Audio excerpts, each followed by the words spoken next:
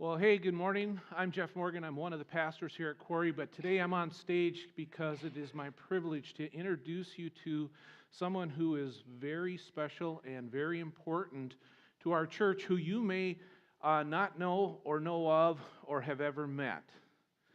And I was thinking about this and I thought it might be like one day you actually discovered that you were really adopted, okay? And today you're going to meet your birth mother, all right? Because in the beginning, Quarry did not just start. We were, in effect, birthed out of another church who coached and counseled and helped support us financially. And this was primarily due to the work and the passion of one man, Dave Reno.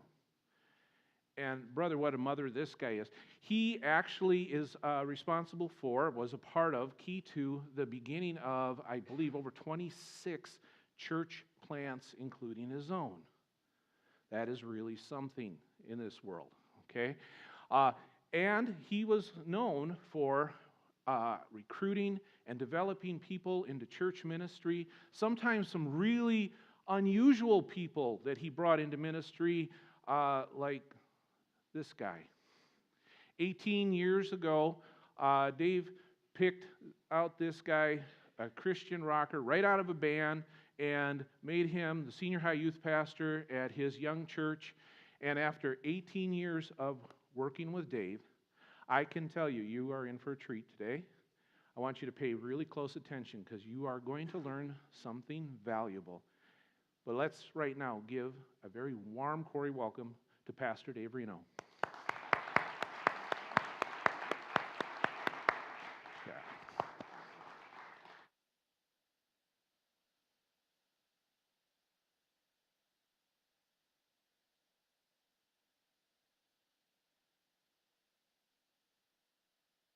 This is my first time ever speaking, so.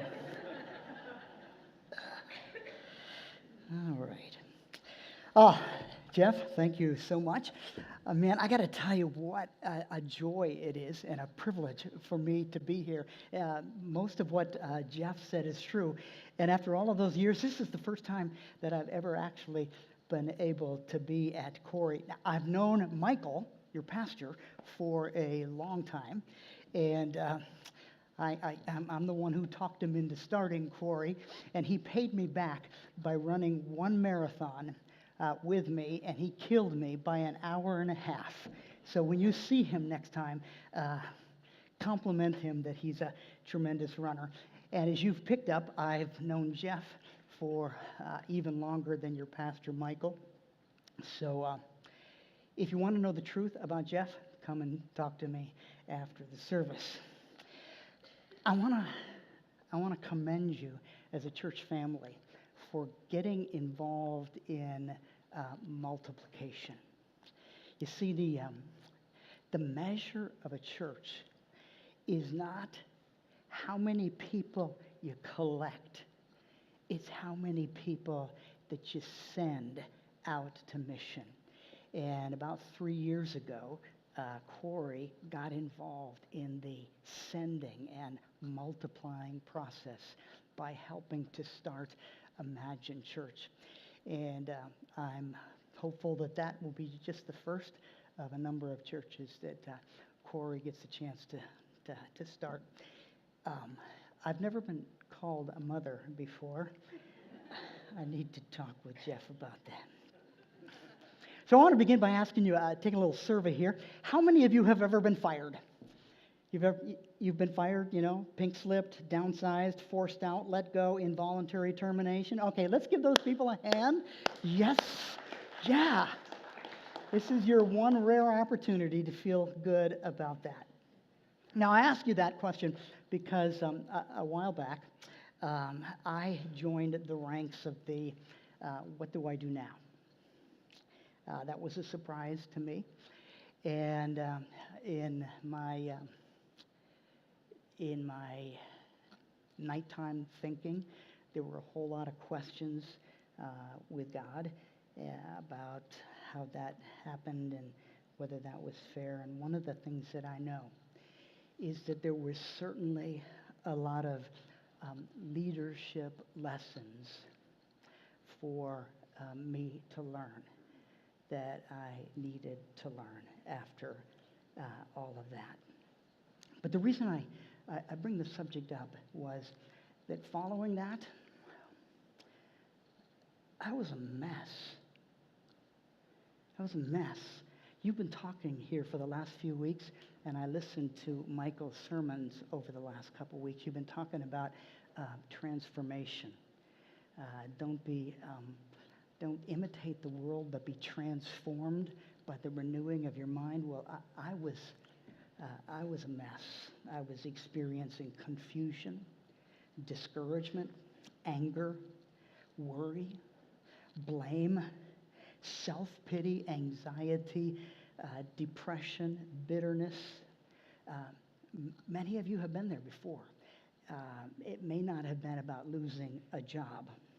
For you, it may have been about that a marriage got terminated, or a relationship got terminated, or a work situation, or a mortgage situation, or a kid situation. But you've probably felt those kinds of things.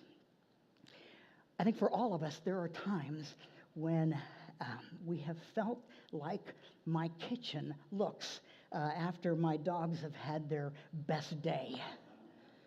Yeah. I used to have 3 Labradors. I now have 1. Not because of that, by the way. Well, we're going to take a look at a text this morning. And in the text that we're looking at, Paul, the Apostle Paul, was in a really tough situation. He was in prison. He was in prison because his own countrymen had turned against him because he'd become a Jesus follower. The Romans were not particularly fond of this new Christian religion. And the worst thing about it is there were a whole bunch of his best friends, a whole bunch of Christian co-workers who were applauding that he was in prison. It just doesn't get any worse. And when we talk about prison, we're not talking about a prison with a flush toilet here. We're talking about totally dark, totally no place that you'd ever want to be. And out of the darkness of that prison cell and the darkness of that experience, he writes these words.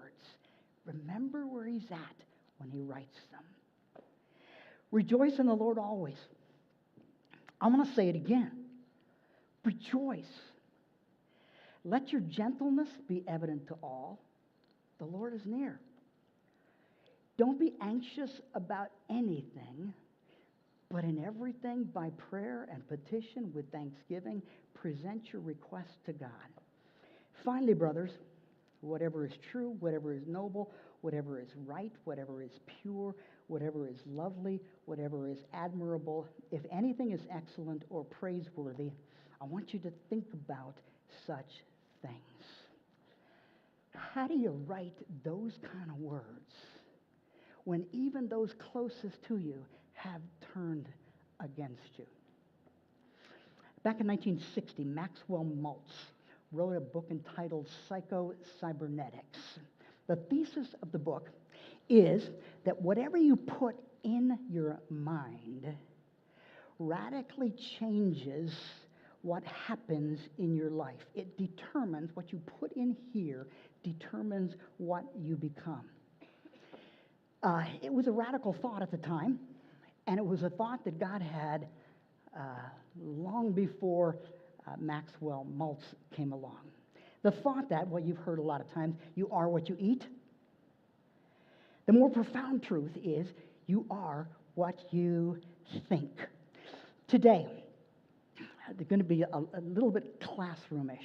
I want you to memorize 5 words, okay? You can do that, 5 words. Did you get a bulletin when you came in? I haven't seen the bulletin. Did you get a bulletin? I want you to get out the bulletin.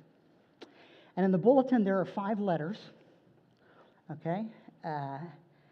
5 letters, RFPTM, and those are going to be for 5 different words. I want you to memorize these 5 words, and then as you leave today, I want you to pick one of them, one of 5 words that you most want to remember and apply. All of them come from the words of Paul that we just read. The first word, rejoice. Rejoice. The way he puts it, verse 4, rejoice in the Lord always. Okay, always. As opposed to when things are going good. Rejoice in the Lord always. I'm going to say it again. Rejoice. Okay, now what's the deal with that saying it twice? Well, duh, because it's important, yes. But because it is exactly the opposite of what we naturally do when we're going through difficult circumstances. He says, I want you to rejoice in every circumstance. And I'm going to say this again because I know how hard it is. Rejoice. If anyone had a reason not to do this, it was Paul. His circumstances were horrible. But do you catch what he says here? He says, rejoice in the Lord. Not rejoice because your circumstances are going well. Rejoice because no matter what your circumstance, and guaranteed none of us have been in a worse situation than Paul, you're still loved. You're still, if you're a follower of Jesus, you still are looking forward to an eternity with him, and he is still in control. It was an October afternoon in Badger Stadium in Madison, Wisconsin. And Madison, the Badgers were they were doing horrible. They were getting killed. 60,000 of their fans in the stands, wanting them to do well, but they were getting killed by their arch rival, Michigan State. Well, you know what happens when a team falls behind and starts to get killed. Some people start to leave, and the stadium goes quiet. Except in this case, out of their desperate losing, bursts of applause started to happen among the crowd. Cheers started to spring out in the stadium because 70 miles away, the Milwaukee Bruins were beating the St. Louis Cardinals in Game 3 of the World Series. And nobody in the room cared at all about the fact that they were stuck in prison. What they cared about was something beyond what they were looking at the moment. And Paul says, that's what you got to do. No matter what your circumstances are, make a choice to rejoice because of what you have as a follower of Jesus. All right, first word is rejoice. Good job, thank you. Be nice to the guest speaker. Second word is the word forbearance or gentleness. Pick whichever one you want, forbearance or gentleness. In the NIV that we read a little bit earlier, the text says, let your gentleness be evident to all. In the New American Standard Version, it says forbearance. NIV says gentleness. The New Living Translation, it says considerateness. New American Bible, it says kindness. Some of you are going, so what is it? Well, it's one of those Greek words that's hard to summarize in one English word. But it has to do with, okay, remember Paul in prison. Remember Jesus, when he was arrested in the garden, went through, I believe it was 7 trials over the course of the evening before he was crucified. Remember his response to all of that injustice? It's that kind of response to difficult people and situations. So, I want to ask you, what do you do when you get wronged? When your ideas are put down? When your kids don't behave? When you were cut off in traffic? Ooh. Okay, another survey. How many of you, when there's one of those lane ending merge, how many of you are the people who merge right away? You right away, you move into the lane that you're going to end up in. Let me see the hands. Okay, those are the goodies. How many of you are, middling? You maybe a quarter of a mile, and then you move over. All right, now this honesty time. How many of you move over at the very last minute? Okay, ushers, would you remove these people? I have to be, I know, zipper merge. Yeah, zipper merge all you want. I just think you're all horrible people. And that is a moment that tests my forbearance, my gentleness, my kindness. Call it whatever you want. This word is about what do you do when it's unfair, when you get wronged in various ways, when your family doesn't help, when you're criticized at work. What do you do? Paul was in a situation, he didn't deserve this deal, and he said his attitude was, okay, all right, I'm here. Got a hymnal? Let's sing. It was forbearance to the very people that were mistreating him. And then he says something interesting. The Lord is near. Let your gentleness be evident to all. The Lord is near. It was the day before I was to get married. My wife and my soon-to-be wife, we were getting married in Scottsdale, Arizona. And the day before, on a road that the speed limit was 30, it feels like it ought to be at least 45, one of those roads. And I wasn't paying attention, and then what happened. I saw those lights behind me, got pulled over, got a ticket the day before I was to get married. Honestly, I didn't much care. I didn't much care because 24 hours later, I was going to get married. 24 hours later, the thing that was the most important thing in life to me was going to happen. And while I wasn't thrilled about the policeman giving me the ticket, it was like, yeah, okay, whatever. And that's kind of what Paul is saying here. Let your forbearing spirit to those who do you wrong be seen by everybody, because something more important is true, that the Lord is present in all of this. All right, first word was Joyce. Second word is forbear. All right, and remember, you're going to have to pick one of these to walk away with and do something about. Rejoice, forbear. Both of them are choices. Third word is the word pray. The word pray. Philippians 4:6. Don't be anxious about anything, but in everything by prayer and petition present your requests to God. Don't be anxious. How much of a worrier are you? Give yourself a score. How much of a worrier you are on a 1 to 10 scale. So if you're a 1, it means that you're unconscious, comatose, asleep, not in touch, and it's not healthy, really.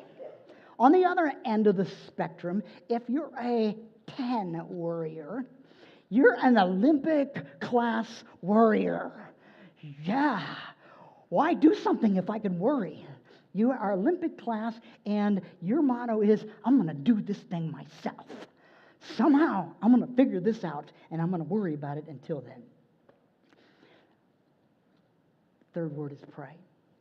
He says, don't worry about anything.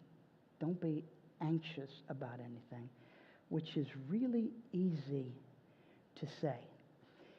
have you ever had somebody, when you're in the middle of a worry situation, walk up to you, good friend, say, hey, don't worry. And what did you want to do? Smack them. It's like, yeah. Oh, I never thought about that. Really? Don't worry. Oh. But Paul understands that. And so he says, don't be anxious about anything, but let me tell you something to do instead. Every time worry comes your way, use it as a trigger to pray. So today, you're going to worry about something, and you can think of that as a really bad thing, or you can think of it as a trigger to pray. Every time you worry, pray. It's a trigger. Another choice. You got to choose whether you're going to hold on to the worry or use that as a moment. Now, don't get me wrong. This is not to say that if you just pray, worry is going to vanish. The reason he brings the subject up is because worry happens. The question is not whether it happens. The question is what you're going to do in that moment. Let it be a trigger to pray. First word, rejoice. Second word, forbear. Third word, pray. All of them choices to be done in difficult circumstances. Fourth word, thanksgiving. Thanksgiving. Back to Philippians 4:6. In everything, by prayer and petition, with thanksgiving. With thanksgiving.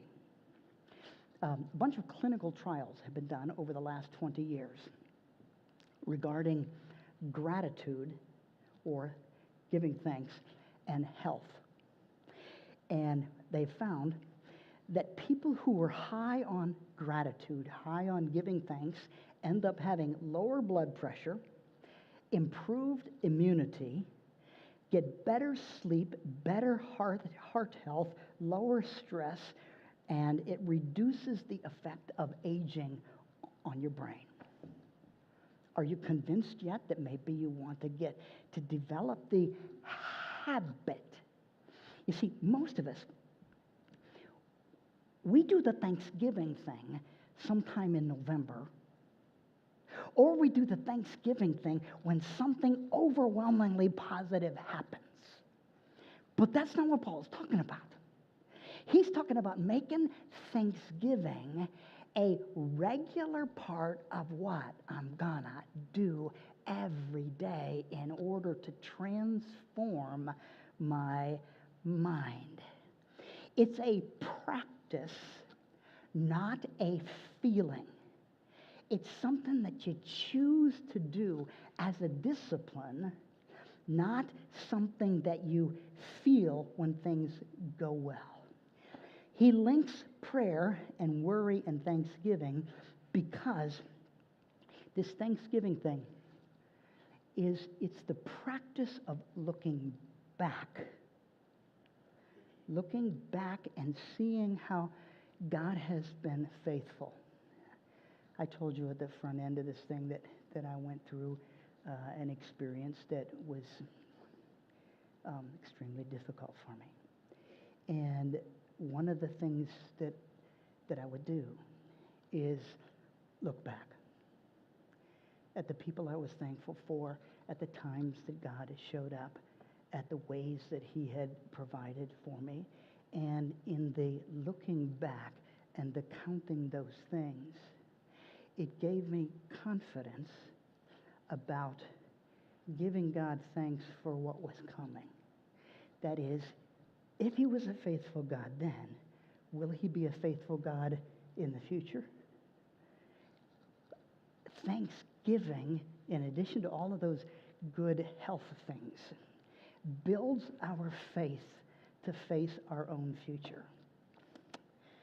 So the first one was rejoice. Second one, forbear.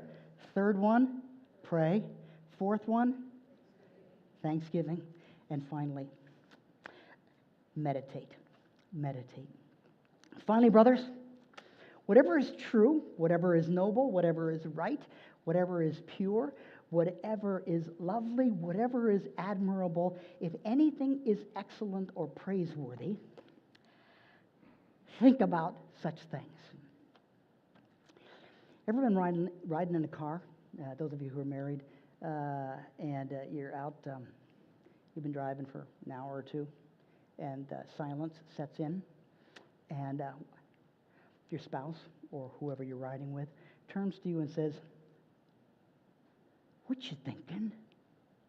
And what did you say? Nothing. You lied, didn't you? Nothing. Okay, here's the truth. We never think nothing. It is impossible to think nothing. All right? You're always thinking. What you thinking? And so, Paul says, okay, transforming your mind is about deciding what to think. The word that I used in your outline is the word that is often used in Scripture. It's the word meditate. Meditate. Meditate is the decision to call to mind some truth and then ponder it and then relate it to your life. The decision to call to mind some truth, pondering it, and then relating it to your life. So, I've given you 4 truths. Actually, Paul gave you 4 truths already that are mind transformative. Rejoice, forbear, pray, and what was 4? Thanksgiving. Thank you. And those are 4 thoughts to hold on to, grab onto, and think about. You see, God says a lot about what we think. Right back there in the 10th commandment, anybody remember 10 commandments? Anybody remember what the 10th one is? Thou shalt not covet. Covet is something that happens in your brain. A lot of what Jesus had to say was about what we think. Anger and lust and coveting. You see, everything that we do or say starts here. And so he tells us, choose to meditate. Choose to grab hold of some positive, life-transforming thought and then intentionally ponder it and apply that truth to life. It's a choice. We need to be careful what we're putting into our brain. And then we need to be careful about what we do with our brain. I read recently, the average adult spends 4.5 hours. You're going to say this isn't true, but I've read it in numerous places. The average adult in this room spends 4.5 hours a day in front of a screen, mostly TV. Okay? We're worried about what goes into our kids' brains. We need to be worried about what goes into our brains. He says, find something that's worth thinking about, that's good, that's transformative, and think on those things. Today I gave you four ideas to meditate on. Rejoice, forbear, pray, and thanksgiving. I want you to pick one for this week. As you think of your life, what one idea would be most transformative for you if you would ponder it and then apply it? Rejoice, forbear in the face of people who do you wrong. Pray every time you're tempted to worry. Give thanks, remembering what God has done. I'm not talking about occasionally, but as a new mental pattern. Liu Qigong, back in the 20th century, was an incredible pianist. In 1958, He came in second in a competition to play Tchaikovsky music. Tchaikovsky is classical music of the highest order of difficulty. He was, in effect, the second best pianist in the world in his day. A year later, he got caught up in China's Cultural Revolution and ended up in prison for 7 years. 7 years in prison, devoid of the love of his life, a piano. 7 years later, he came out of prison and immediately went back on tour. His audiences frequently noted that his piano playing was even better than before he went into prison. And so he was repeatedly asked how. His response: every day, I rehearsed every piece I ever learned, note by note, in my mind. It all starts here. Don't be imitators of the world, but be transformed by a renewed mind, renewed by rejoicing, by forbearing, by praying, by giving thanks. Which one do you need to ponder and apply this week? Would you pray with me?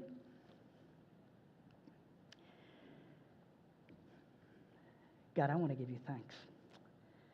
I want to give you thanks that you're a faithful God who is there for us even when we're in the darkest place. We see your hand so easily when we're in joyful moments.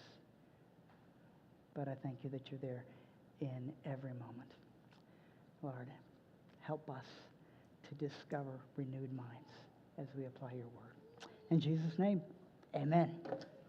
Thanks for letting me be here.